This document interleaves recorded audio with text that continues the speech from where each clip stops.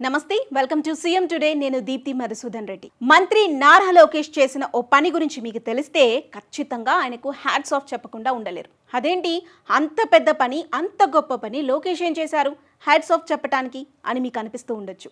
ఆయన ఏం చేశారో ఇప్పుడు నేను చెప్తే ఖచ్చితంగా మీరు అదే మాట అంటారు. ఆయన ఒక మంత్రి, పైగా ఆయన ప్రస్తుత ఆంధ్రప్రదేశ్ ముఖ్యమంత్రి తనయుడు కూడా. అయినా కూడా ఇంత మాత్రం కూడా అహంభావమే లేకుండా, గర్వమే లేకుండా, నేను మంత్రిని, నేను ముఖ్యమంత్రి కొడుకుని అనే ఫీలింగే లేకుండా ఒక సాధారణ వ్యక్తికి బహిరంగంగా క్షమాపణలు చెప్పారు ఆయన. పైగా తాను ఏదో డైరెక్ట్గా తప్పు చేసి క్షమాపణ చెప్పలేదు. తన ప్రమేయమే లేకుండా జరిగిన ఓ తప్పుకి క్షమాపణలు చెప్పారు. అసలు ఏం జరిగింది అనంటే, ప్రస్తుతం నారా లోకేష్ విశాఖపట్నంలో ఉన్న సంగతి తెలిసిందే. విశాఖపట్నం పర్యటనలో ఉన్నారు ఆయన. మరి ఈ క్రమంలో విశాఖపట్నానికి వెళుతున్న దారిలో తన కాన్వాయ్ వెళ్తుంది అని చెప్పేసి అక్కడ ఉన్నటువంటి వెహికల్స్ అన్నిటినీ కొంచెం పక్కన ఆపేశారు పోలీసులు. మరి ఈ క్రమంలోనే తన కాన్వాయ్లోని ఒక వెహికల్ అక్కడ పక్కనే ఆగి ఉన్నటువంటి ఒక కారుని ఢీకొట్టింది.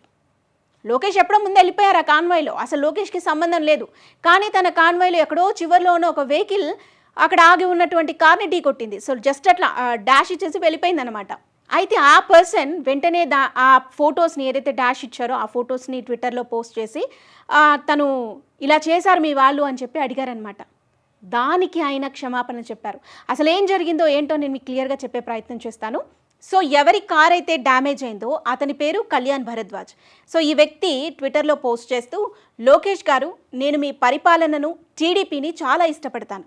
ప్రజలు మిమ్మల్ని అధికారంలోకి తీసుకొచ్చినందుకు గర్విస్తున్నాను.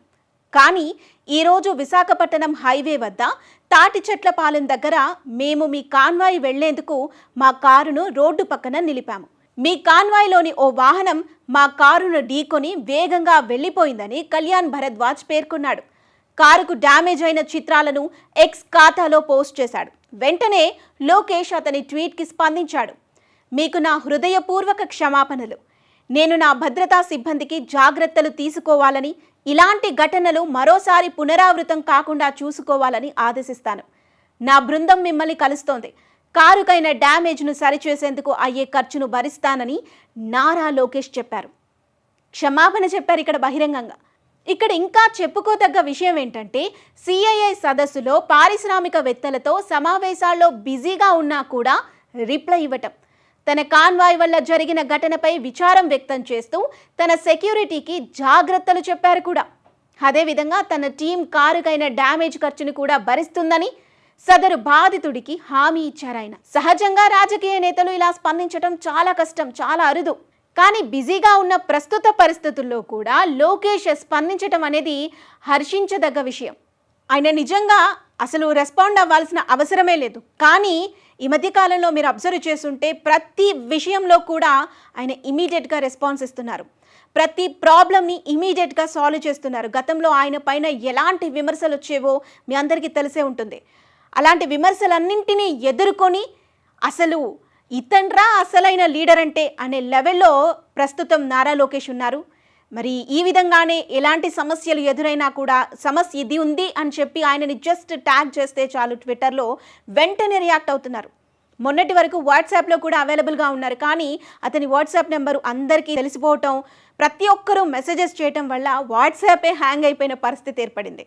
సో ఈ క్రమంలోనే తను అఫీషియల్గా ఒక మెయిల్ ఐడి కూడా ఇచ్చారు. అది కాకుండా ఆ మెయిల్లో వచ్చిన వాటికి రెస్పాన్స్ అవ్వటమే కాకుండా ఇలా ట్విట్టర్లో ఎవరైనా తనని ట్యాగ్ చేసి ఏదైనా ఒక విషయం, సమస్యతో కూడినటువంటి విషయాన్ని ఆయన దృష్టికి తీసుకువెళ్తే ఇమ్మీడియట్గా రియాక్ట్ అవుతున్నారు నారా లోకేష్. పైగా ఈ సంఘటన మీరు అబ్జర్వ్ చేస్తే తన ప్రమేయం లేదు, తన టీం చేసినటువంటి ఒక తప్పు. సో తన పార్టీ ఆఫీస్ నుంచి ఎవరో ఒకరు హ్యాండిల్ చేసేవాళ్ళు మెయిల్ పెట్టొచ్చు, లేదంటే ట్వీట్ చేయొచ్చు. కానీ అలా కాకుండా స్వయంగా నారా లోకేష్ ఆ వ్యక్తికి, ఆ కళ్యాణ్ భరద్వాజ్ అనే వ్యక్తికి సారీ చెప్పటమే కాకుండా ఆ డ్యామేజ్కి అయినటువంటి ఖర్చు కూడా నేను పంపిస్తాను అని చెప్పటం నిజంగా మెచ్చుకోవాల్సిన విషయం. సో మరి ఒకప్పటి లోకేష్కి ఇప్పుడున్న లోకేష్కి ఎంత తేడా ఉంది అనేది మీరు అబ్జర్వ్ చేసుంటే మీకేమనిపించిందో మీ ఒపీనియన్ని కూడా కామెంట్ చేయండి. మరి లోకేష్ పనితీరు, ముఖ్యంగా ఈ 100 రోజుల్లో ఆయన చేసినటువంటి పనులు, ఆయన తీసుకొచ్చినటువంటి కొత్త సంస్కరణలు, వీటన్నింటి గురించి మీకేమనిపించిందో మీ ఒపీనియన్ని కామెంట్ చేయండి.